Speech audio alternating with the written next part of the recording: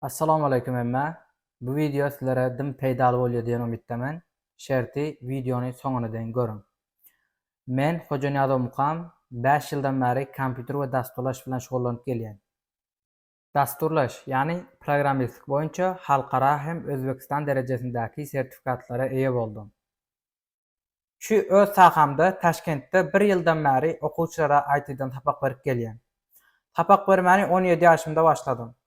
Häzirki güne deýin mende 150-den artyk dürli hil ýaşdaky okuwçylar okuýar. Bu gepleri aýtyp duran sebäbi atanalardan hem okujak bolan okuwçylaryň teklibinden gelip çykyp, sizleri özümiň 5-nji maýda başlanýan IT we kompýuter sowatkarlygy kursuna teklip etýän. Iň gowy ýeri sapak türkmen dilinde bolýar.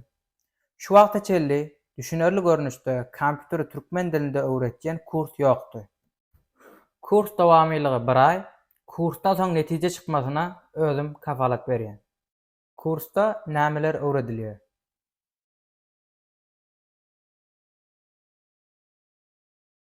Kompýuteri dolyk işletmek,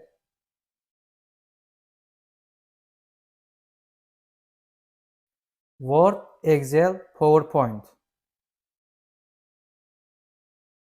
Iň gerekli suny intellektler.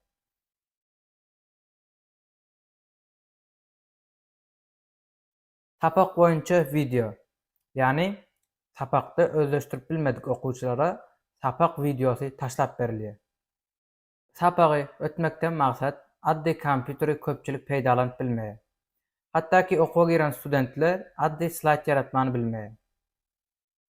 Tapaga ýazylmakdyňa 5 gün jaýlar sany çäklenen, pesdäki telefon nomerlere telefon edip ýazylyp goýsaňyz bolýar. Sag bolun.